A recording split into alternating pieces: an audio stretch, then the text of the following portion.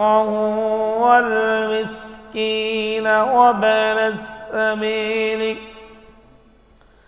ذلك خير للذين يريدون وجه الله وأولئك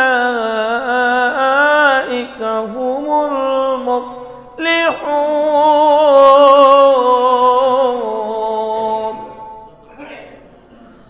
صدق الله مولانا العظيم وصدق رسوله النبي الحبيب الكريم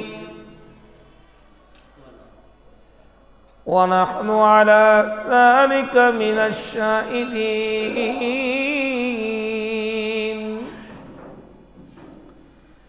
أما بعد উপস্থিত অত্র এলাকার ঐতিহ্যবাহী হাজী আমানা খাতুন জামে মসজিদে পবিত্র জুমার নামাজ আদায়ের লক্ষ্যে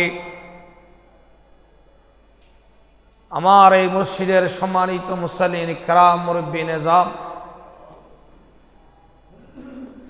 বিশেষ করে মেঘের আওয়াজ যতটুক যাচ্ছে পর্দার অন্তরাল মস্তুরাত আমার মা বোনরা সহ এই এলাকার সর্বস্তরের মানুষকে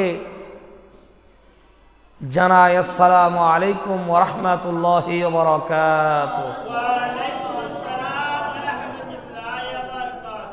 মহান আল্লাহ রাব্বুল আলামিনের আযীমুশ শান দরবারে মস্তক অবনত অবস্থায় আল্লাহর কাছে শুকরিয়া আদায় করছি যে আল্লাহ রাব্বুল আলামিন আমাকে আপনাকে পবিত্র জুমার নামাজ আদায়ের লক্ষ্যে আল্লাহর ঘরে আসার বসার কোরআন হাদিসের বয়ান তাকরীর শ্রবণ করার আল্লাহ তৌফিক দান করেছেন। মন প্রাণ উজাড় করে আল্লাহর দরবারে উচ্চ আওয়াজে বলি আলহামদুলিল্লাহ, আর একটু মহব্বতে বলি আলহামদুলিল্লাহ। অসংখ্য দরুদ সালাম হাদিয়া নজরানা পেশ করছি মানবতার নবী শরীয়ত প্রণেতা কুল কায়নাতের বাদশাহ হায়াতুন নবী জিন্দা নবীর নুরানি রাউজা পাকে আল্লাহ রাব্বুল আলামিন আমাদের দরুদ সালাম কেনা সোনার মদিনায় পৌঁছে দিক, সকলে বলি আমিন। প্রিয় হাজরিন, আমি কোরআনুল কারীমে আয়াতে কারিমা তেলাওয়াত করেছি যে আয়াতে কারিমা সূরাতুর রুমের 38 নম্বর আয়াতে কারিমা, যে আয়াতের মধ্যে আত্মীয় স্বজন এতিম মিসকিন মুসাফির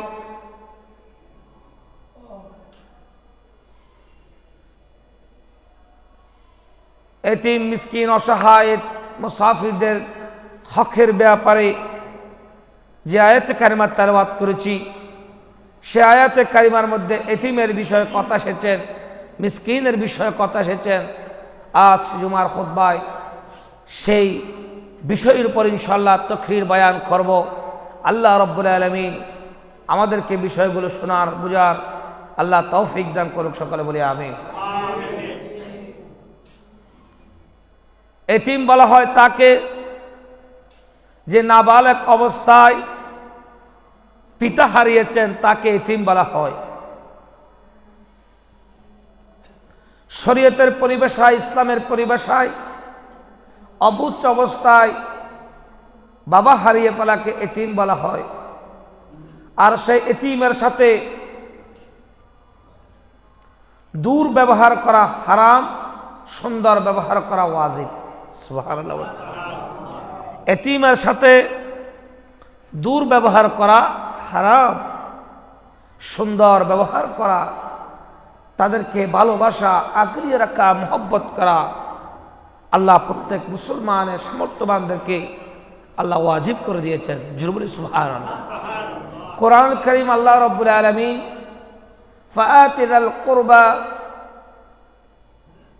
হাক্কাহু ওয়াল মিসকিনা ওয়া বানাস সাবিল যালিকা খায়রুল লিল্লাযিনা ইউরিদুনা ওয়াজহাল্লাহি ওয়া উলাইকা হুমুল মুফলিহুন। আমার আল্লাহ বলেন কোরআন কারিমে, তোমরা এতিম, আত্মীয় স্বজন, মিসকিন, আত্মীয় স্বজন, এতিম, মিসকিন, মুসাফিরদের হক আদায় করো। যালিকা খায়রুল লিল্লাযীনা ইউরিদুনা ওয়াজহাল্লাহ, এটা তোমাদের জন্য উত্তম হবে, কল্যাণ হবে।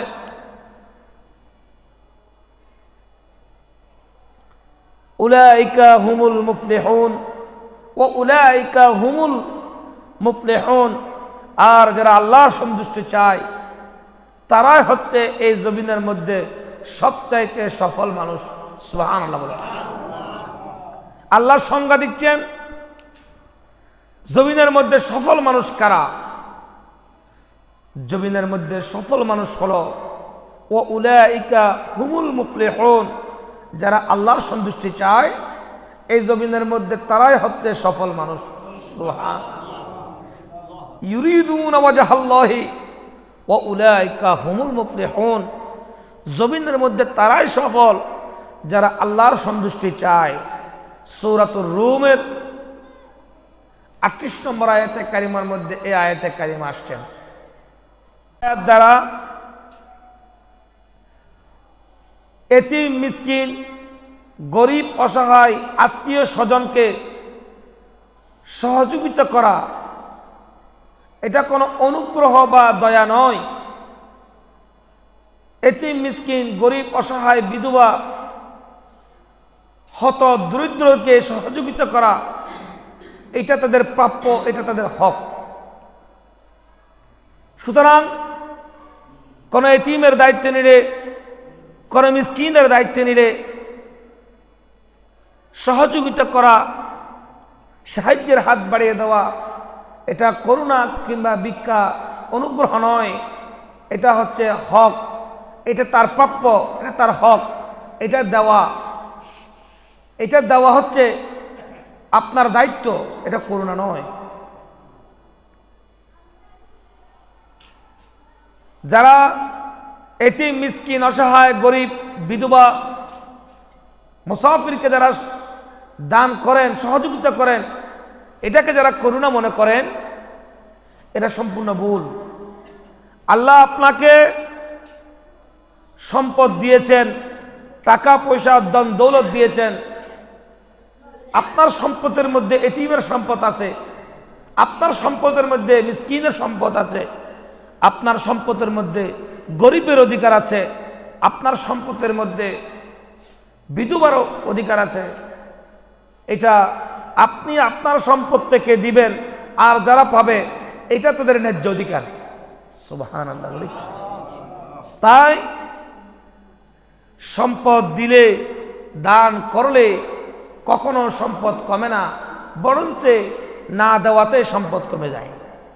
আমাদের এই সমাজে একটা ভুল ধারণা, যে মানুষ মনে করেন যে সম্পদ দিলে সম্পদ কমে যায়।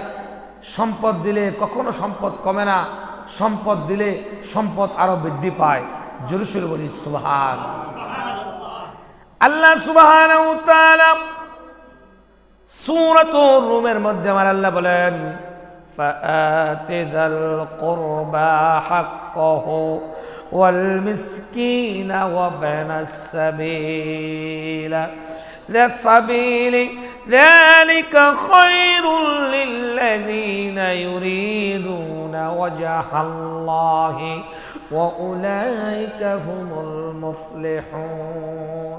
ও বান্দা, আত্মীয় স্বজন, এতিম, মিসকিনদেরকে দেওয়া, সহযোগিতা করা, এটা প্রত্যেক মুসলমানের হক। যদি সফল হতে চাও, যদি আল্লাহর সন্তুষ্ট চাও, ওয়া উলাইকা হুমুল মুফলিহুন, নিজের হক থেকে, নিজের রিজিক থেকে অন্যকে দেওয়া, অন্যকে সহযোগিতা করা, এটার নাম করুণা নয়, এটার নাম দয়া নয়, এটার নাম ভিক্ষা নয়। এটা হচ্ছে একজন এতিম, মিসকিন, গরিব, মুসাফির, বিধবার ন্যায্য অধিকার, হক। তার হক তাকে দিয়ে দেওয়া, আপনি আপনার দায়িত্ব পালন করেছেন। জোরে বলি সুবহানাল্লাহ। আল্লাহু আকবার বলেন। একজন এতিমকে সহযোগিতা করতে পারা, একজন এতিমকে মহব্বত করতে পারা, একজন এতিমকে একবেলা ভাত খাওয়াইতে পারা, একজন এতিমকে মহব্বত করতে পারা, মাথা হাত বুলিয়ে দেওয়া, আদর করা, ভালোবাসা, এর চাইতে আফদালুল ইবাদা ওয়াল ইবাদা বড় ইবাদত হিসেবে গণ্য হয়েছে। জোরে সুরে বলি না সুবহানাল্লাহ। আল্লাহুম্মা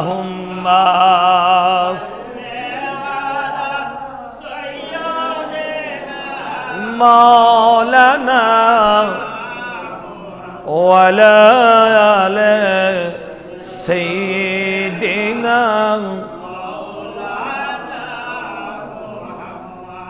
মুকাওয়ালা মদিনাওয়ালা তারকত ভগবান।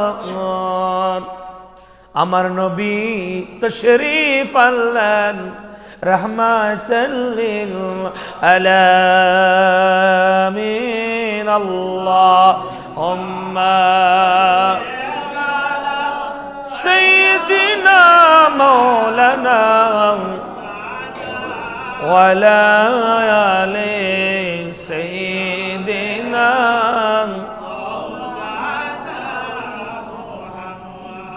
তাহলে বোঝা যায় আত্মীয় স্বজন, এতিম, মিসকিন, মুসাফির, গরিবদেরকে সামর্থ্যবান ব্যক্তি দান করা এটা করুণা কিংবা দয়া ভিক্ষা নয়। আপনি আপনার হক থেকে, আপনার সম্পদ থেকে আপনি তাদেরকে দিবেন, এটা আপনার দায়িত্ব এবং এটা গরিব, অসহায়, মিসকিন, বিধবার ন্যায্য অধিকার। বরঞ্চ আপনি দিতে পারছেন, এতে গর্ববোধ করার কিছু নাই। আল্লাহ আপনাকে সমর্থ দিয়েছেন বিদায় আল্লাহর নিয়ামত থেকে আপনি একজন মানুষকে, এতিম, মিসকিন, গরিব, অসহায়, বিধবাকে আপনি দিতে পারছেন, এটার জন্য আল্লাহর দরবারে আপনার শুকরিয়া করা উচিত। কথা বলেন ঠিক কিনা? ঠিক কিনা? এখানে গর্ব করা, অহংকার করার কিছু নাই। বরঞ্চ আপনি যে আপনার সম্পদ থেকে একজন এতিম, মিসকিন, গরিব, অসহায়, মুসাফির, বিধবাকে, হত দরিদ্র মানুষকে আপনি দিতে পারতেছেন, এটার জন্য আল্লাহর কাছে শুকরিয়া করবেন। আল্লাহ আপনি আমাকে সম্পদ দিয়েছেন বিদায়, আল্লাহ আপনি আমাকে রিজিক দিয়েছেন বিদায় আমি আমার সম্পদ থেকে আমি দিচ্ছি। এই সম্পদের মালিক আমি নয়, এই সম্পদের মালিক আমার আল্লাহ। জোরে বলি না সুবহানাল্লাহ। কোরআনুল কারীমে এতিম এবং মিসকিনদের ব্যাপারে আমার আল্লাহ বলেন, কোরআনুল কারীমে সরাসরি আয়াত নাযিল করেছেন, ওয়া আতিদাল কুরবা হাক্কাহু ওয়াল মিসকিনা ওয়া বানাস সাবিলি ওয়ালা তুবাযির তাবযীরা ইন্নাল মুবাযযিরিনা কানু ইখওয়ানাশ শায়াতিন ওয়া কানাশ শাইতানু লিরাব্বিহি কাফুরা। আমার আল্লাহ বলেন, আত্মীয় স্বজন, এতিম, মিসকিনদেরকে তোমরা তোমাদের হকগুলো আদায় করো। ইন্নাল মুবাযযিরিনা কানু ইখওয়ানাশ শায়াতিন। তোমরা কখনো অপচয় করিও না, অপচয়কারীকে আল্লাহ পছন্দ করেন না। আমার আল্লাহ বলেন ওয়া কানা শাইতানু লিরাব্বিহি কাফুরা। শয়তান বড় অকৃতজ্ঞ, শয়তান আল্লাহর নিয়ামত অস্বীকার করেছে। সুতরাং তোমরা অপচয় করিও না, তোমরা আল্লাহর কৃতজ্ঞতা প্রকাশ করো। শয়তানের মতো অকৃতজ্ঞ তোমরা হইও না। শুধু তাই নয়, আমার আল্লাহ বলেন, যেই সমস্ত ব্যক্তি সম্পদকে আটকে রাখতে চায়, টাকা পয়সাকে আটকে রাখতে চায়, তার কাছে যে মাল আছে, যে সম্পদ আছে, যতটুকু থাক না কেন, যা আছে, এই সম্পদের মালিক আপনি নয়, এই সম্পদের মালিক স্বয়ং আল্লাহ রব্বুল আলামিন। তাই আল্লাহ বলতেছেন, ওয়া মিম্মা রাযাকনাহুম ইউনফিকুন, যারা সম্পদ থেকে রিজিক দেয়, যারা মানুষকে সহযোগিতা করে, আমি আল্লাহ রব্বুল আলামিন তাদের জন্য আরো বেশি রিজিকের দরজা উন্মুক্ত করে দিই।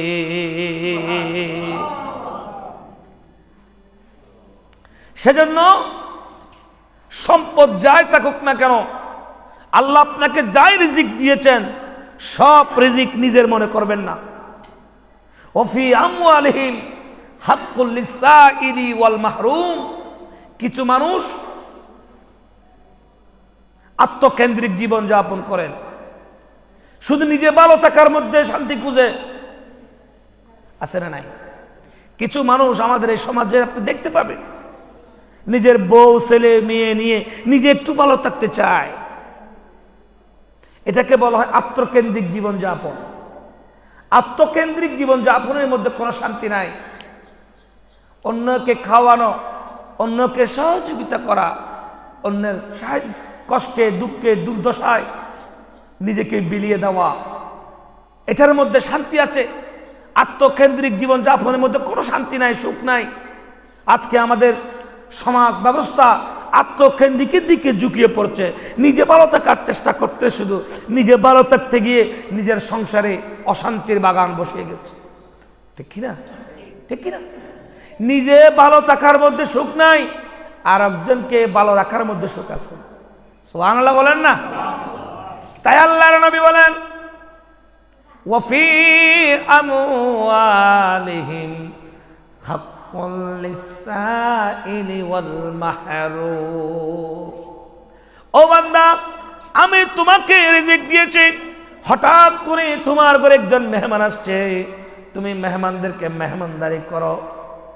আমার নবীর কাছে মেহমান আসছেন, কখনো কোনো ফকির মিসকিন এতিম মেহমান আমার নবীর দরবার থেকে খালি মুখে যেতে পারে না। আল্লাহু আকবার বলেন। রাসূলুল্লাহর আদর্শ কত সুন্দর। আল্লাহর হাবিব সরকারে মদিনা রাসূল করিম সাল্লাল্লাহু আলাইহি ওয়াসাল্লাম বলেন, গরিব অসহায় এতিম মিসকিনদেরকে আর্থিকভাবে যদি সহযোগিতা করতে না পারেন, শারীরিক মানসিকভাবে আপনি তাকে সহযোগিতা করেন। নিজের সম্পদ নিজের বলে দাবি করবেন না। নিজের সম্পদ শুধু নিজের মধ্যে যত আঁকলে রাখতে চাইবেন তত বের হয়ে যাবে। কিপন খোদাদ্রোহী, কিপন কি খোদাদ্রোহী। তাই আল্লাহ রাব্বুল আলামিন এতিমের সম্পদের ব্যাপারে, যারা এতিমের প্রতি জুলুম করেন, যারা এতিমের সম্পদগুলো খেতে চায়, আমার আল্লাহ বলেন, ইন্নাল্লাযীনা ইয়াকুলুনা আমওয়ালাল ইয়াতামা যুলমান ইন্নামা ইয়াকুলুনা ফি বুতুনিহিম নারা ওয়া সায়াসলাউনা সাঈরা। আমার আল্লাহ বলেন, যে সমস্ত কমবক্ত জালেম মূর্খ জাহেল এতিমের সম্পদ ভক্ষণ করে, এতিমকে কষ্ট দেয়, এতিমের উপর জুলুম করেন, তারা এতিমের সম্পদ খায় নাই, তারা ওয়াসায়াসলাউনা সাঈরা, তারা সরাসরি জাহান্নামের আগুন খেয়েছে। এতিমের সম্পদ খাওয়া এত সহজ নয়। এতিমের ব্যাপারে আমার আল্লাহ কোরআন কারিমে সরাসরি নির্দেশ দিয়েছেন, যারা এতিমের উপরে জুলুম করেন, অসহায় মানুষের উপরে জুলুম করেন, ইয়াকুলুনা আমওয়ালাল ইয়াতামা যুলমান ইন্নামা ইয়াকুলুনা ফি বুতুনিহিম নার। যারা এতিমের সম্পদ ভক্ষণ করবে তারা সরাসরি আগুন ভক্ষণ করবে। কথা বলুন ঠিক কিনা? আমাদের এই সমাজে আপনারা দেখতে পাবেন, কিছু মানুষ এতিম পাইলে জাপড়ে পড়ে, এতিমের সম্পদ খায়। আমাদের এই সমাজে ইউনিয়ন বলেন, মেম্বার, চেয়ারম্যান, এমপি, মন্ত্রী সুযোগ পাইলে রাষ্ট্রীয় সম্পদ, এতিমের সম্পদ, চাউল, ডাল, চাউল, গম, এগুলো যেগুলো আসে আর কি, এতিমদের হক, গরিবদের হক, একেবারে লুটি ফুরে খেয়ে ফেলে। কথা বলেন ঠিক না? তারা যারা এতিমের সম্পদ ভক্ষণ করেন তারা সরাসরি আগুন খাচ্ছে।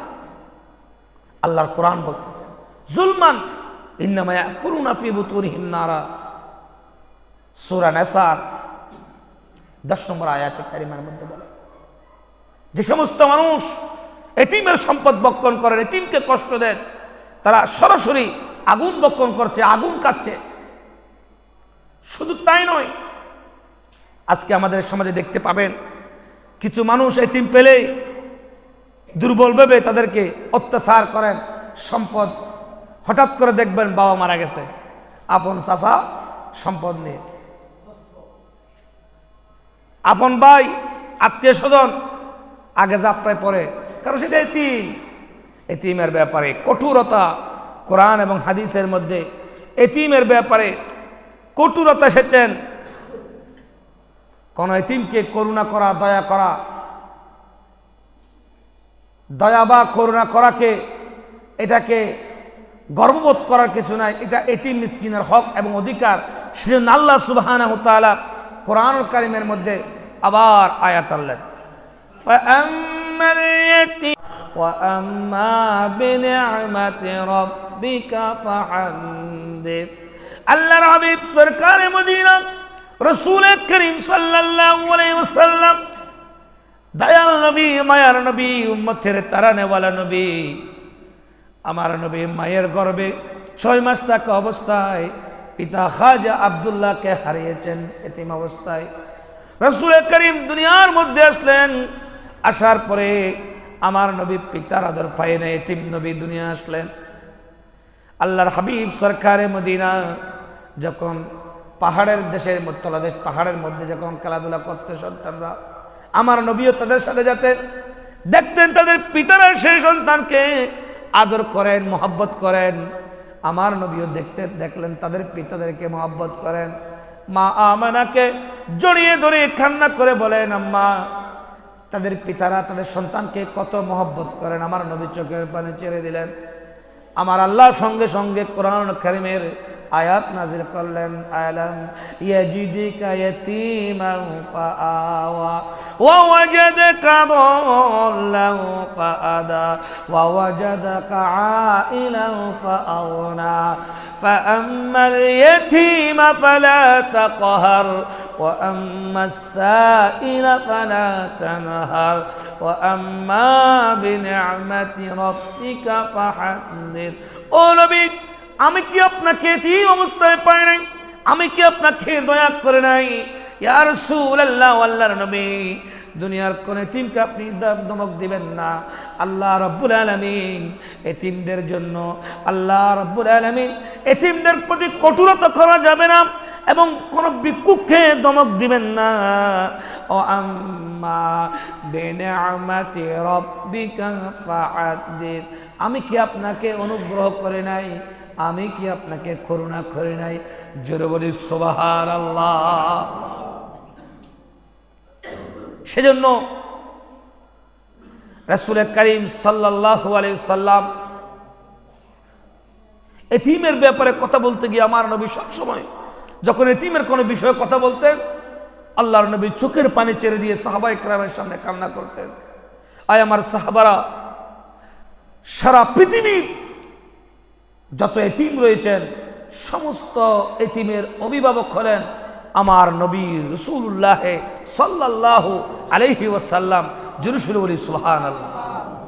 সমস্ত পৃথিবীর এতিম, মিসকিন, গরিব, অসহায়রা যাতে বলতে না পারে আমাদের কোনো অভিভাবক নাই, রাসূল করিম সাল্লাল্লাহু আলাইহি ওয়াসাল্লাম নিজে বললেন, হায় এতিম মিসকিন, আমি এতিম ছিলাম, আমি মিসকিন ছিলাম, তাই সমগ্র পৃথিবীর এতিমদের অভিভাবক হলাম স্বয়ং আমি নবী। সুবহানাল্লাহ। রাসূল করিম সাল্লাল্লাহু আলাইহি ওয়াসাল্লাম ঈদের দিন সকালবেলা ঈদের জামাত যাচ্ছেন, এমন অবস্থায় এক এতিম অসহায় রাস্তায় দাঁড়িয়ে বসে বসে কান্না করতেছে। আমার নবী জিজ্ঞেস করলেন, হে ভারতবর্ষ, তুমি কেন কান্না করতেছ? আমি হুজুরকে জিজ্ঞেস করলাম, আমি হুজুরকে বললাম, হুজুর, আমার পিতা মারা গিয়েছেন, এমন তো অবস্থায় আমার মা অন্য ঘরের মধ্যে বিবাহ হয়েছে। ওই ঘরের মধ্যে গেলে আমাকে আমার সৎ বাবা আমাকে অত্যাচার করেন, মারেন। আমি আমার মায়ের কাছে যেতে পারি না। যখন আমি আমার মায়ের কাছে গেলাম, আমার মা বললেন, আব্দুল্লাহর বেটা মুহাম্মদ রাসূলুল্লাহ নামের একজন ব্যক্তি আছে, ও আমার প্রিয় সন্তান, তুমি তাকে গিয়ে তোমার মনের দুঃখগুলো বলো, কষ্টগুলো বলো, তিনি তোমার মনের সমস্ত দুঃখ কষ্টগুলোকে দূর করে দিবেন। তাই আমি রাসূলুল্লাহ মুহাম্মদ রাসূলুল্লাহ অপেক্ষায় ইন্তজার করছে, পথের মধ্যে বলে দাঁড়িয়ে আছে, কখন মুহাম্মদ নবী আসবে। আমার নবী এ কথা শোনার পরে আল্লাহর নবী চোখের পানি ছেড়ে দিলেন। আল্লাহর নবী চোখের পানি ছেড়ে দিয়ে মাটির মধ্যে বসে গেলেন, আর বসে বললেন, আয় বৎস, এতিমের ব্যথা আমি বুঝি, সুতরাং তুমি আমি মুহাম্মদ নবী, আমি মুহাম্মদ নবী, তুমি যে কথা বলেছ, তুমি যার জন্য অপেক্ষা করছো, আমি সেই নবী।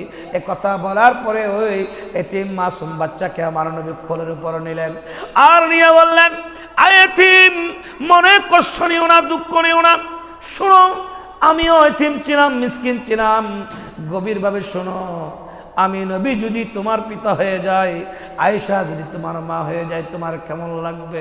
জোরে বলি সুবহানাল্লাহ।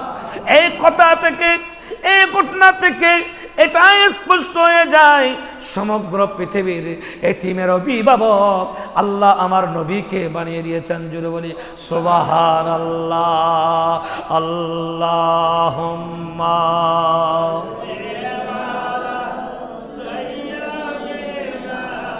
মাওলানা মুহাম্মদ ওয়া আলা আলি সাইয়্যিদিনা নূরে মুহাম্মদ সাল্লাল্লাহু আলা, তুমি বাদশার কামলে ওয়ালা, হায় নূরে মুহাম্মদ সাল্লাল্লাহু আলা, তুমি বাদশার बचाने वाला नबी, ताराने वाला है, बचाने वाला नबी, ताराने वाला, तुम्ही बादशारो कामले वाला है, नूरे मोहम्मद तुम्ही बादशारो।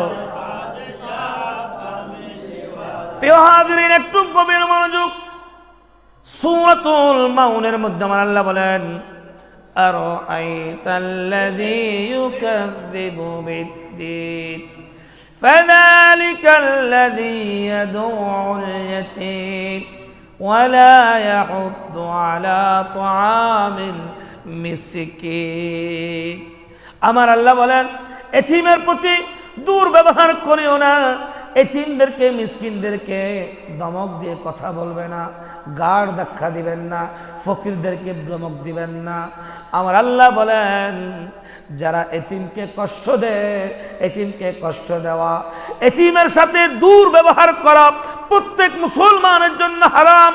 এতিমের সাথে, মিসকিনের সাথে সুন্দরভাবে কথা বলা প্রত্যেক মুসলমানের জন্য আমি আল্লাহ রাব্বুল আলামিন ওয়াজিব করে দিয়েছি। উচ্চ সুরে বলি সুবহানাল্লাহ। তাই আল্লাহর নবী বলেন, আনাম ওয়া কাফিলুল ইয়াতীমি ফিল জান্নাতি হাকাযা ওয়া শারা বিস সাবাবাতি ওয়াল উসতা ওয়া ফাররাজা বাইনাহুমা শাইআ। যে সমস্ত মানুষ এতিমের সাথে সম্পর্ক রাখেন, এতিমের সাথে ভালোবাসা রাখেন, কিয়ামতের ময়দানে আল্লাহর নবীর সাথে একেবারে নিকটবর্তী হয়ে তারা জান্নাতে প্রবেশ করবেন। সুবহানাল্লাহ। দুই আঙ্গুলের মাঝখানে দুইটা আঙ্গুল যখন একত্রিত করা হয়, দুই আঙ্গুলের মাঝখানে কোনো ফাঁকা জায়গা থাকে না। রাসূলুল্লাহ সাল্লাল্লাহু আলাইহি ওয়াসাল্লাম বলেন, দুই আঙ্গুলের মাঝখানে যেরকম ফাঁকা নাই, এতিমের সাথে আমার তেমন সম্পর্ক। এতিমকে যারা বরণ পোষণ করেন, এতিমকে যারা দেখাশোনা করেন, তাদের সাথেও আমার তেমন সম্পর্ক। সুবহানাল্লাহ। আনা ওয়া কাফিলুল ইয়াতীমি ফিল জান্নাতি হাকাযা ওয়া শারা বিস-সাব্বাবাতি ওয়াল উসতা ওয়া ফাররাজা বাইনাহুমা শাইআ। যারা এতিমের সাথে সম্পর্ক রাখেন কিয়ামতের ময়দানে জান্নাতের মধ্যে তারা রাসূলুল্লাহর সাথে নিকটবর্তী জান্নাতে থাকবেন। জোরে বলি না সুবহানাল্লাহ। তাহলে এতিমকে মহব্বত করার দরকার আছে না নাই? এতিমকে ভালোবাসার দরকার আছে না নাই? এতিমকে দমক দিয়ে কথা বলা যাবে না, মিসকিনকে দমক দিয়ে কথা বলা যাবে না। এতিম কোনো ফকিরের কাছে আসে নাই, আপনার কাছে সম্পদ আছে মনে করে আপনার কাছে হাত পাচ্ছেন। আপনি যদি দিতে না পারেন, সম্পদ দিতে না পারলো, একটু মুখের ভাষা দিয়ে তাকে সন্তুষ্ট করেন। জোরে সুরে বলি সুবহানাল্লাহ। রাসূল করিম সাল্লাল্লাহু আলাইহি ওয়াসাল্লাম বলেন, যেই সমস্ত কাফেররা আমাকে এতিম অবস্থায় আমাকে নির্যাতন করেছে, আমি নবী চাইলে তাদেরকে বদদুয়া দিতে পারতাম, কিন্তু আমি নবী কখনো তাদেরকে বদদুয়া দিই নাই। আমি নবী সব সময় আমি যেমন এতিম ছিলাম। আল্লাহর নবী আরো বলেন, মা আয়েশা, আসমা, আমেনা রাদিয়াল্লাহু তাআলা আনহার মাকবারার মধ্যে, কবরের মধ্যে গিয়ে মানুষ যখন নবীকে কষ্ট দিত, মানুষ যখন নবীকে মারত, রক্তাক্ত করত, আল্লাহর নবী কষ্ট সইতে না পেরে নিজের মায়ের কবরের সামনে গিয়ে আল্লাহর নবী বসে পড়ে কান্না করতেন আর আল্লাহর কাছে দোয়া করতেন, আল্লাহ, বুকের উপরে পাথর নেওয়া যেমন কষ্ট, একজন সন্তান পিতাহারা কষ্ট তেমন, বুকের উপরে পাথর নিয়ে হাঁটা যেমন কষ্ট, মা হারা সন্তানের তেমন কষ্ট। ও আল্লাহ, এতিম হওয়া, মিসকিন হওয়ার চাইতে বড় কষ্ট, যন্ত্রদায়ক পৃথিবীর কোন সন্তানের জন্য হতে পারে না। ইয়া রব, ইয়া রব, ইয়া আল্লাহ, আনা ওয়া কাফিলুল ইয়াতীমি ফিল জান্নাতি ওয়া হাযা। যারা এতিমের দায়িত্ব নেবে, আল্লাহর কসম করে বলে কিয়ামতের ময়দানে তাদেরকে ছেড়ে আমি নবী কখনো জান্নাতে প্রবেশ করব না। উচ্চ সুরে বলি সুবহানাল্লাহ। আরেকটু আল্লাহু আকবার বলেন না, আল্লাহু আকবার বলেন। কোন এতিমের দায়িত্ব নিতে পারা, কোন এতিমকে সহযোগিতা করতে পারা, কোন এতিমের ব্যাপারে আল্লাহ আপনাকে তৌফিক দিয়েছেন, আপনি সহযোগিতা করবেন, এটাকে অত্যন্ত সৌভাগ্যের বিষয় বলেছেন, অত্যন্ত রহমতের বিষয় বলেছেন। এতিমকে দান করা, সহযোগিতা করার মাধ্যমে আল্লাহ বান্দার রিজিক বৃদ্ধি করে দেন, আল্লাহ বান্দার হায়াত বৃদ্ধি করে দেন, আল্লাহ বান্দার ইজ্জত বাড়িয়ে দেন, দুনিয়া আখিরাত আল্লাহ তাকে সম্মানিত করিয়ে দেন। উচ্চ সুরে বলি সুবহানাল্লাহ। সেজন্য বলেছে, কোন এতিম যদি পাও বান্দা, যদি টাকা দিয়েও যদি সহযোগিতা করতে না পারো, তার মাথার উপরে হাতখানা দিয়ে একটু হাত বলিয়ে তাকে আদর করে দাও। মাথার মধ্যে যত কানা চুল রয়েছে আল্লাহ রাব্বুল আলামিন ওই বান্দাকে তত কানা নেকি দান করবেন। সুবহানাল্লাহ। শুধু নামাজ পড়ে জান্নাতে যাওয়া যাবে না, আমলের জোরে, আমলের ঠেলায় জান্নাতে যাওয়া যাবে না। পৃথিবীতে কোন আলেম, মুহাদ্দিস, মুহাক্কিক, ফকিহ এই কথা বলতে পারবে না নামাজের কারণে, আমলের কারণে কোন বান্দা জান্নাতে যাবে। আর এই কথা বলতে পারবেন এতিমের দায়িত্ব নিলে, ফি সাবিলিল্লাহ, আল্লাহর ঘর তৈরি করলে, মসজিদ, এই আমলের মধ্যে কোনো ত্রুটি নাই। আপনি মসজিদে আজান দিলে, মসজিদের খেদমত করলে, মসজিদ পরিষ্কার করলে, এখানে কোনো ত্রুটি নাই। এগুলো সরাসরি সওয়াব। আল্লাহর ঘরের খেদমত করতে পারা, আল্লাহর ঘরে সেবা করতে পারা, দেখাশোনা করতে পারা, এতিম, মিসকিন, গরিব, অসহায়, বিধবাকে নিজের সামর্থ্য অনুযায়ী দান করা, এর মধ্যে কোনো ত্রুটি নাই। সরাসরি বান্দার আমল নামার মধ্যে সওয়াব দেওয়া হয়। জোরে সুরে বলি সুবহানাল্লাহ। আল্লাহু আকবার বলেন। নামাজ পড়তেছেন, আলহামদুলিল্লাহ পড়বেন, খোদার বিধান, আল্লাহর হুকুম আদায় করবেন। সেই নামাজের ত্রুটি হলে নামাজ ভঙ্গের সম্ভাবনা আছে না নাই? আছে না নাই? আছে। কিন্তু যখন দান করবেন, এতিমদের পাশে দাঁড়াবেন, এখানে কোনো ত্রুটি নাই। সুবহানাল্লাহ বলেন না।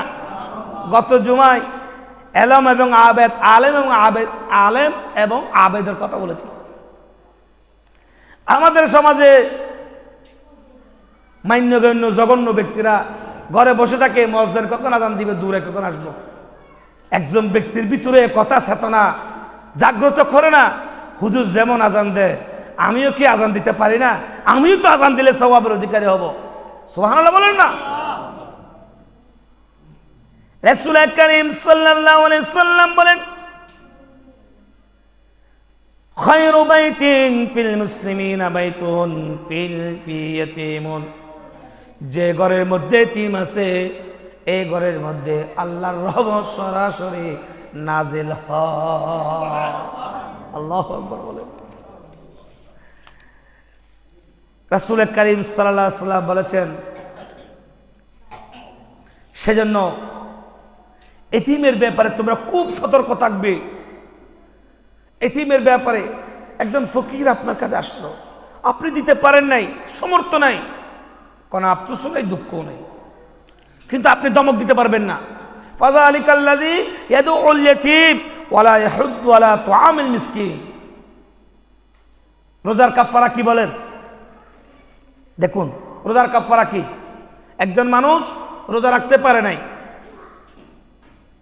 কি রাখতে পারে নাই? রোজা রাখতে পারে নাই। তো রোজা রাখতে পারে নাই, সে যদি স্বাস্থ্যবান সুস্থ হয় তার জন্য কোনো কাফারা ফিদাই আসে না। এখন আমাদের হুজুরদের কাছে গেলে বলে যে সদকা করে দাও, দান করে দাও, খাওয়াই দাও। সুস্থ সবল ব্যক্তির জন্য কোনো ফিদাইয়া কাফারা নাই। একজন ব্যক্তি রোজা রাখতে পারে নাই, অসুস্থ, পরবর্তীতে রাখার কোনো সম্ভাবনা নাই, তখন আমার আল্লাহ বলেন 60 জন এতিমকে আপনি প্রায় পেট ভরে 2 বেলা বা 1 বেলা খাওয়াইয়ে দাও। এতিমের সাথে কোথায় সম্পর্ক দেখেন। সুবহানাল্লাহ বলেন না, আরো জোরে বলেন না সুবহানাল্লাহ। ফাআতি যাল কুরবা হাক্কাহু ওয়াল মিসকিনা ওয়া বানাস সাবিলি ওয়ালা তুবাযির তাবযীরা। আমার আল্লাহ বলেন, ও মুসলমান গভীরভাবে শুনো, আল্লাহ রাব্বুল আলামিন আপনার সম্পদের মধ্যে যে সম্পদ দিয়েছে ওই সম্পদ পরিপূর্ণ আপনার নয়। আত্মকেন্দ্রিক জীবন যাপনের কথা বলেছিলাম আপনাদেরকে। অনেক মানুষ আছেন, ভালো অবস্থান আছে, টাকা পয়সা কামাচ্ছেন, নিজের বোনের পর্যন্ত খবর নেয় না, নিজের ভাই বোনের খবর নেয় না। নিজের ভাই একজন এতিম আছেন, ভাইয়ের ছেলে একজন এতিম আছেন। একজন ধনাঢ্য ব্যক্তি, টাকা আছে, পয়সা আছে, কিন্তু তার ঘরের পাশে একজন বিধবা স্বামী হারা এতিম মিসকিন নিয়ে অনাহারে ক্ষুধার্ত অবস্থায় কান্না করছে, খাইতে পারতেছে না। আমার আল্লাহ বলেন ওই ঘরে, পাশের ঘরে আগুন দেওয়া উচিত। একজন বিধবা স্বামী হারিয়ে এতিম নিয়ে খাইতে পারতেছে না, ঘরে কষ্ট পাচ্ছে। আহা, আপনি এমন মুসলমান যে আপনি জানেনও না, কিন্তু কিয়ামতের ময়দানে রাসূল করিম সাল্লাল্লাহু আলাইহি ওয়াসাল্লাম বলেন একজন মুসলমানের ব্যাপারে সবচাইতে বড় সাক্ষীদাতা হবে তার প্রতিবেশী। আমি কেমন ছিলাম এ কথা সর্বপ্রথম আল্লাহ সাক্ষীদাতা হিসেবে, আপনি কেমন মানুষ ছিলেন এই সাক্ষীদাতা হবে আপনার প্রতিবেশী। সেজন্য যদি কোনো মুসলমানের ঘরের পাশে যদি কোনো বিধবা অসহায় এতিম না খেয়ে কষ্ট পায়, সামর্থ্যবান ব্যক্তি গুনাহগার হবে। তাই যদি সম্পদ বাড়াইতে চায়, ওমিম্মা রাযাকনাহুম ইউনফিকুন, যদি সম্পদ বাড়াইতে চায়, টাকা বাড়াইতে চায়, আমার আল্লাহ বলেন এতিমদেরকে খাওয়াও। কেউ অভাব পড়েছ, এতিমদেরকে খাওয়াও। কেউ বিপদে পড়েছ, এতিমকে খাওয়াও, মিসকিনকে খাওয়াও, হত দরিদ্র মানুষকে খাওয়াও। একজন মানুষ ক্ষুধার্ত, খাইতে পারে না, পেট ভরে কখন খেয়েছে জানে না, তাকে পেট ভরে খাওয়ানো আফদালুল ইবাদা, আফদালুল ইবাদা। জোরে সোরে বলি সুবহানাল্লাহ। আল্লাহর নবীর কাছে একজন সাহাবী আসলেন, আইয়ুল ইসলাম আফদাল, রাসূল ইসলামের মধ্যে কোন কাজ অতি উত্তম? আমার নবী বলেন, তুতিমুত তাআম ওয়া তুকরিবুস সালাম আলা মান আরাফতা মান লাম তারিফ। ক্ষুধার্ত, অনাহারে কষ্ট পাচ্ছে এমন ব্যক্তিকে যদি পারো পেট ভরে তাকে খাওয়াও, এবং পরিচিত হোক অপরিচিত হোক সবার মাঝে সালাম বিনিময়ের মাধ্যমে ভাতৃত্বের বন্ধন, ভালোবাসার বন্ধন তোমরা সৃষ্টি করো। জুরু বলিন সুবহান আল্লাহুম্মা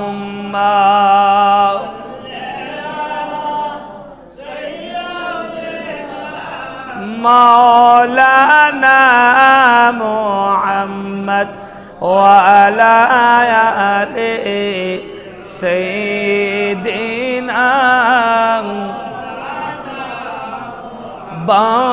বাজাঙ্গলা চিল্ল মার নবীকে মানব কোলে জন্ম নিয়ে নবীজিকে চিল্লাম না আল্লাহুম্মা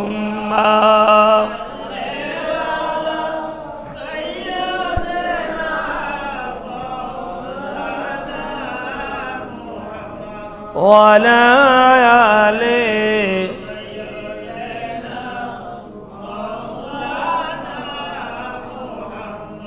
আল্লাহর হাবিব সরকারে মদিনা বলেন, কোন ব্যক্তি যদি সারা রাত তাহাজ্জুদের নামাজ পড়েন, মান সামা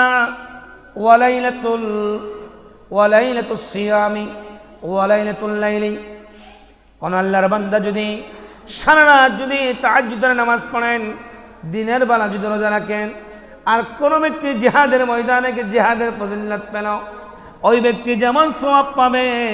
কোন আল্লাহর বান্দা এতিম মিসকিনদেরকে সহযোগিতা করা, আল্লাহ রাব্বুল আলামিন তার আমলনামার মধ্যে সওয়াব দান করবেন। সুবহানাল্লাহ। এতিমের কারণে জমিনে এখনো রিজিক বিদ্যমান আছে। কিসের কারণে? এতিমের কারণে। আল্লাহর কাছে দোয়া করবেন, আল্লাহ বাকিরা যেরকম এতিম মিসকিনদেরকে সম্পদ দিয়ে, রাসূল করিম সাল্লাল্লাহু আলাইহি ওয়াসাল্লাম সারা জীবন, আমার রাসূলের জীবনটা ছিল দুঃখের, কষ্টের। ইচ্ছে করে নবী রাসূলুল্লাহ সাল্লাল্লাহু আলাইহি ওয়াসাল্লাম দুনিয়ার বুক বিলাস রাসূল গ্রহণ করেন নাই। সুবহানাল্লাহ। সিদ্দিক আকবর আল্লাহর নবীর হুজরার মধ্যে গেলেন। বর্তমান রাসূল করিম সাল্লাল্লাহু আলাইহি ওয়াসাল্লাম যে রাউজা পাক আছেন, এটা রাসূলুল্লাহর হুজরা ছিলেন। এ ঘরে ঢুকে দেখতে পেলেন আল্লাহর নবী এক পাথরের মাথার নিচে একটা পাথর দিয়ে ঘুমাচ্ছেন, কলসির মধ্যে পানি নাই। সিদ্দিক আকবর, এটা সিদ্দিক আকবরের ওয়াফাতের মাস, এটা সিদ্দিক আকবরের ওয়াফাতের মাস। সিদ্দিক আকবর রাসূলকে বলতেছেন, ইয়া রাসূলুল্লাহ, আপনাকে অবস্থায় দেখে আমার কলিজা পেটে যাচ্ছে রাসূল, আমার মন চাচ্ছে একটা নরম তুসুক এনে আপনি নবীর কদমের নিচে দিয়ে, মাথার নিচে দিয়ে। সুবহানাল্লাহ বলে আল্লাহর হাবিব বলেন, আয় বন্ধু সিদ্দিক আকবর, আমি তো এই দুনিয়ায় কোনো বুক বিলাস করার জন্য আসি নাই। ওয়াল্লাযী জা বিসসিদকি ওয়া সাদ্দাকা বিহি উলাইকা হুমুল মুত্তাকুন। কোরআন কারীমে আয়াত এনেছেন, জান্নাতের দরজা 8টা। জান্নাতের দরজা কয়টা? 8টা। কিয়ামতের ময়দানে যে সমস্ত ব্যক্তি নামাজি ছিল, নামাজের দরজা তাকে ডাক দিবে, ও আল্লাহর বান্দা নামাজি, আমি জান্নাত তোমার জন্য, জান্নাতুল ফেরদাউস তোমার জন্য অপেক্ষা করতেছি, তাড়াতাড়ি জান্নাতের দরজা দিয়ে ঢুকো, আমি তোমাকে মেহমানদারি করব। এভাবে জান্নাতুল আদন ডাকবে, জান্নাতুল মাওয়া ডাকবে, এক এক জান্নাত এক এক সদকার জান্নাত সদকা দিয়ে ডাকবে, যাকাতের জান্নাত যাকাত দিয়ে ডাকবে। এভাবে প্রত্যেক জান্নাত দরজা থেকে জান্নাতীদেরকে ডাকা হবে। কিয়ামতের ময়দানে 8টি দরজা থেকে, একই 8 দরজা থেকে একজনকে ডাকা হবে। নামাজি বলবেন, ও সিদ্দিক একবার নামাজের দিকে আসো। দানের দরজা বলবেন, ও সিদ্দিক একবার দানের দরজা দিয়ে আসো। 8টা দরজা থেকে একই সাথে আওয়াজ যাবে, ও সিদ্দিক আকবর আমাদের দিকে আসো, আমাদের দিকে আসো, জান্নাতের নাস নেয়ামত নিয়ে বসে আছি তোমাকে মেহমানদারি করার জন্য। জোরে বলি সুবহান। সিদ্দিক আকবর দামি হয়েছেন, সব সময় সিদ্দিক আকবর রাসূলের ব্যাপারে কটু ছিলেন। সব সময় বলতেন, আমার নবী এতিম, আমার নবী মিসকিন, আমার নবীর মাও নাই বাপও নাই। কাফের বেঈমানরা আমার নবীকে অনেক রক্তাক্ত করেছে। সিদ্দিক আকবর সবসময় মনে করতেন যে রসুল করিম সাল্লাল্লাহু আলাইহি ওয়াসাল্লামের জন্য আমি সিদ্দিক ছাড়া দুনিয়ার কেউ নাই। সেজন্য রসুলের প্রতি বেশি বেশি মহব্বত ছিল, বেশি দয়া ছিল। সুবহানাল্লাহ বলেন। আর রসুল কি মনে করতেন যে সিদ্দিক আকবর আমার জন্য সব উজাড় করে দিয়েছেন, আমি ছাড়া সিদ্দিক আকবর আর কেউ নাই। সুবহানাল্লাহ বলেন। একে অপরের মহব্বত দেখেন। সেখানে বলতেছেন সানিয়াসনাইনি ইজ হুমা ফিল গার ইত ইয়াকুল লিসাহিবিহি লা তাহজান। ও বন্ধু, যেভাবে দুনিয়ায় ভালোবাসার কারণে আল্লাহ তোমাকে রাসূলুল্লাহর বন্ধু বানিয়েছেন, দুনিয়ায় ভালোবাসার কারণে কিয়ামত পর্যন্ত রওজা পাকের মাটি আরশ আজিমের চাইতে দামি সোনার মদিনায় রাসূলুল্লাহর সাথে কিয়ামত পর্যন্ত আমার নবী রওজা পাকের সাথে সিদ্দিক আকবর ঘুমাবেন। এটাই দুনিয়ার ফয়সালা, জান্নাতের ফয়সালা। জোরে বলি সুবহান আল্লাহু আকবার বলেন। আল্লাহ সুবহানাহু ওয়া তাআলা এতিমের ব্যাপারে যে বয়ান তাকরীর করেছি, এই বয়ান তাকরীর যাতে শোনার মধ্যে সীমাবদ্ধ না থাকে। সামর্থ্যবান ব্যক্তি যারা আপনার আমার বয়ান শুনেছেন, আপনি আপনার অর্থ থেকে শুধুমাত্র দূরবর্তী এতিমকে হিসাব করবেন না। সব সময় আপনার নিকটবর্তী আপনার ফ্যামিলির মধ্যে আপনার হকদার কে আছে সেটা আগে বিবেচনা করবেন।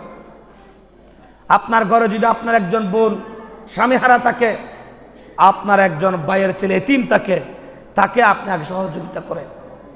আল্লাহ সুবহানাহু ওয়া তাআলা জুমারে বয়ান তাকরীর আপনারা যারা শুনেছেন সেই অনুযায়ী আমল করে জিন্দেগি করার আল্লাহ তৌফিক দান করুক। সকলে বলে আমিন। অত্র এলাকার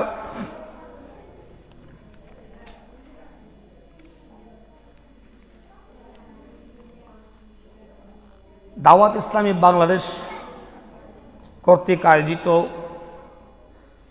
3 দিনের সুন্নতে বারা ইজতেমা 24 এবং 25-26 ডিসেম্বর রোজ বুধবার থেকে সকাল 10টা জুমাবার পর্যন্ত এয়ারপোর্ট এশিয়ান সিটিতে অনুষ্ঠিত হবে। এতে আপনাদের প্রত্যেকের প্রতি দাওয়াত। বিশাল একটা সুন্নি ইজতেমা হবে। এখানে কোরআন হাদিসের বয়ান হবে, তাকরীর হবে। আপনাদের যাদের সময় সুযোগ হয়, কর্মব্যস্ততার পরে যদি আপনাদের একটু সময় সুযোগ হয়, দাওয়াত ইসলামের মধ্যে আপনারা আপনাদের মূল্যবান সময় যতটুকু পারেন আপনারা ব্যয় করার চেষ্টা করবেন। আশা করছি এই সময় আপনাদের জন্য নাজাতের উসিলা হবে ইনশাআল্লাহ। এবং মাঠ প্রাঙ্গণ পার্শ্ববর্তী আমাদের মসজিদের সাথে যে মাদ্রাসা রয়েছে, হাজরত জয়নাব খাতুন নূরে মদিনা একাডেমি, এই পার্শ্ববর্তী মাদ্রাসা, মসজিদ সংলগ্ন মাদ্রাসা, এটা উদ্বোধন হতে যাচ্ছে। 5ই জানুয়ারি থেকে এই মাদ্রাসায় ভর্তি কার্যক্রম শুরু হবে। আপনারা যারা আপনাদের সন্তান দ্বীনি ইলম দিতে চান, একজন সন্তানকে আলেম বানানো প্রত্যেক মুসলমানের দায়িত্ব। তাই আপনার সন্তানকে কোরআন এবং হাদিসের আলোকে জীবনযাপন করার জন্য, ইলমে দ্বীনের জন্য অত্র প্রতিষ্ঠানে ভর্তি করাবেন। এবং একটা যদি কোনো মাদ্রাসা এলাকায় থাকে, কোরআনের বাগান থাকে, আমারও আলহামদুলিল্লাহ আমারও একটা নির্দিষ্ট মাদ্রাসা রয়েছে। আমি 2013 সাল থেকে একক পরিচালনাধীন মাদ্রাসা চালাচ্ছি। আল্লাহর মেহেরবানি, আল্লাহর করুণা, দয়া, অহংকারে কিছু নেই, শুকরিয়া। একটা মাদ্রাসা যখন এলাকার মধ্যে থাকে, এখানে অনেক গরিব অসহায় দরিদ্র ছেলেরা লেখাপড়া করে। সবার তো আর টাকা দিয়ে লেখাপড়া করার সামর্থ্য নাই। সেক্ষেত্রে যারা এই মাদ্রাসা খোলার উদ্যোগ নিয়েছেন, আমি তাদেরকে অনুরোধ করব, আপনারা 10 জন এতিমকে ফ্রি পড়ানোর উদ্যোগ নেবেন। 10 জন এতিমকে সম্পূর্ণ ফ্রি মাদ্রাসা কর্তৃপক্ষ বহন করবে। এটা আল্লাহর পক্ষ থেকে কেমনে খাওয়াবেন, কেমনে পড়াবেন, এটা চিন্তা করার দরকার নাই। এতিমের দায়িত্ব রাসূল নিয়েছেন, সুবহানাল্লাহ বলেন। তাই মাদ্রাসার কর্তৃপক্ষকে যারা নিয়েছেন আপনাদের কাছে অনুরোধ থাকবে এই মাদ্রাসায় কমপক্ষে 10 জন এতিমকে পড়ার সুযোগ দিবেন এবং সার্বিকভাবে সর্বোপরি এই মাদ্রাসার জন্য আপনাদের সহযোগিতা আন্তরিকতা কামনা করছি।